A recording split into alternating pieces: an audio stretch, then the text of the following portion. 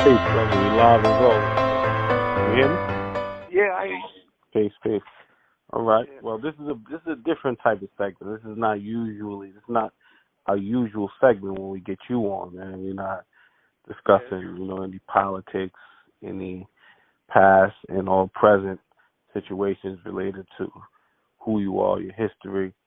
Mm-hmm. This is a segment called Box Stories, where we're detailing the most in-depth psychological, maybe issues related to, loss of family, loss of communication, and just intricacies of serving time in a punitive segregation, special housing unit, box being, et cetera, whatever people like to call it. So first and foremost, I want you to introduce yourself, or what they call you, and what your name is. Yeah. My name is BLUEBOy. That's my nickname. My real name is Luis Rosado. How long you been locked up at this current moment with us? Going close to 38 years right now, So, in 38 years of in captitude, you would say how much time of that you spent in the punitive segregation area outside of just any involuntary places you've been in and keep locked somewhere more secure or lockdown? I've never been in population no more than 2 years. In the whole 38 years. Huh? In 38 years. You haven't been in population? 38 years I haven't been in population no more than 2 years. In no jail. Most of the time I always end up in the box. Or solitary confinement, dungeon, 1,000 different names they have for that. Okay, so this is what I like. In 38 years, what year you came up north? And how old were you when you came up north? I came up state December 1983. And how old were you at that time? I was 17. You're 17, young man. His fat laces on or something like that, 83, right? Adidas or something. That was the style back then? Yeah, I went to the box. I went to the box after being in. After I get my ID number and all, I went to the box 3 weeks later. And so, it's 1983. Rap, that's even before rap, really, in a sense, right? That's even before rap music. But so he's a 1983 17-year-old Latino male from the Lower East Side. You into what prison did you enter first? Like prison? Elmira. So there weren't any downstates or anything like that back then. Nah, back then you don't go to downstate to get the B number. You was an adolescent. You have to go to Elmira to get the B number. Okay. So you get to Elmira.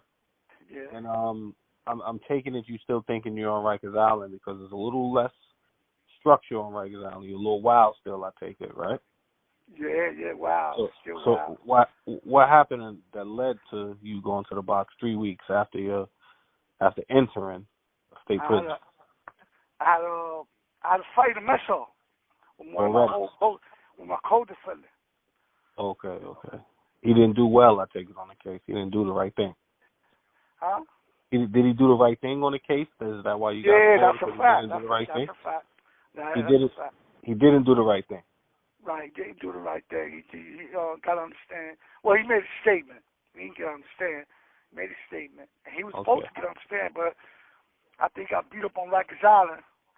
He decided not to take the stand. Okay. All right. So he didn't take the stand. You guys have a fight in the mess hall. You're 17 years old.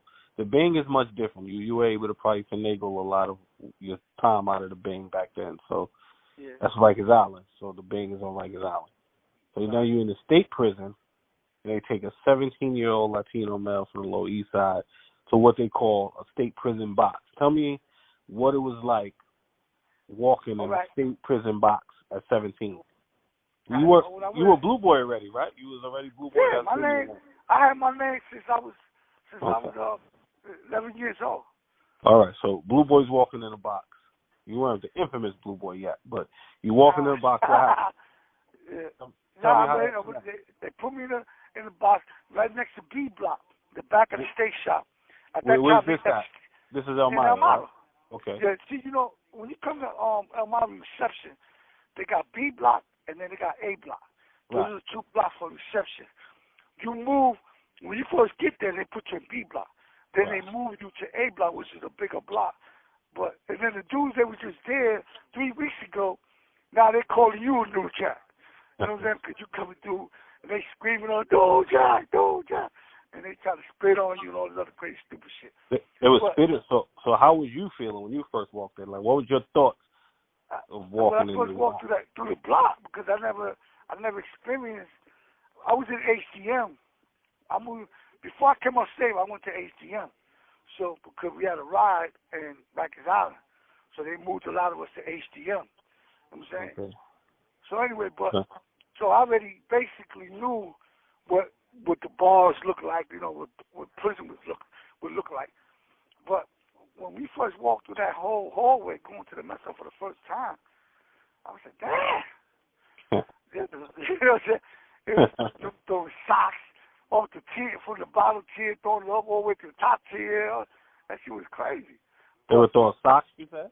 Yeah, you know, like the sock with the soldier trying to fish. They were doing fishing. It was all types of crazy shit going on. But that was my first experience. Like I said, damn, this is prison for real now, you know? In the big league. And these people that you walked into, if it was 83, you walked into individuals from the 60s and 70s, most likely, maybe even earlier than that. Some people who had been in it. Not in that block. In that block, all the dudes that was there, they all had 83 numbers and 80. The most, it might be 82 numbers. But most of them were 83 numbers. Because these are all people that came up before me. You know what I'm saying? Okay. Like, you know, my co-defendant, one of my co-defendants, his number was 83B 198. You know what I'm saying? Oh, so that means he came up before you. Nah, he came away before me. You know what I'm saying? But he was still in the block. You know what I'm saying? So now you get to this block. You're 17. You hear all this noise. They're throwing socks. What are you thinking? Am I gonna make it? Can I make it? Like, what are you thinking? Nah, I already had accustomed myself to being ready for whatever. You know what I'm saying? I already knew you got to set the trend now. You know what I'm saying? This is how it's gonna go. Whatever you do, you got to do it now. So you set the trend for the future. You know what I'm saying? Okay, so go for this. You're not gonna go for that. You know? What kind of cell area did they take you to? How did your cell look like when you first got there?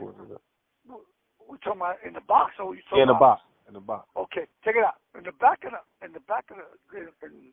right in B block, behind the steak shop, where they had the steak shop where they give you the boots and all that other stuff. Behind there was a box. They only had like 8 or 10 cells there. You know what I'm saying? Now the door was bars, but the bed was steel, and the toilet wasn't no toilet. It was a hole in the ground. You know what I'm saying? Right. So you flush it from outside. Police got to flush it. You know what I'm saying? Wait, whoa. For police had to flush the toilet for you. Yeah, you know, you can at that with the cells that I was in at that time. Yeah. When they put me there, that was the box for that time. So when they put me there, you know what I'm saying? It's they got bars and they got plexiglass on the front, but on the floor it was a big ramp hole with like a slat. That you move the slat, that's where you do your thing, and they got a button outside the cell where they press it for the bathroom. Oh wow! So and this is what a 17-year-old.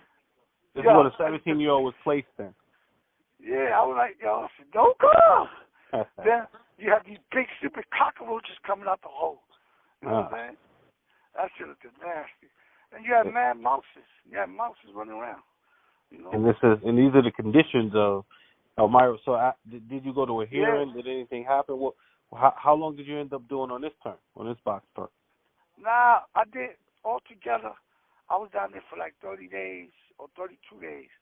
Then they moved me out. They put me in population, and then I went to Kasaki, and then Kasaki I got into a fight. And then, okay, so after you do 32 days in this box, what are you thinking as a 17-year-old just fresh leaving the box? Did you think, like, man, I don't ever want to return there? It was that bad of a condition, or you just fell into the course of your bid and let the natural course take effect of your bid? You didn't really.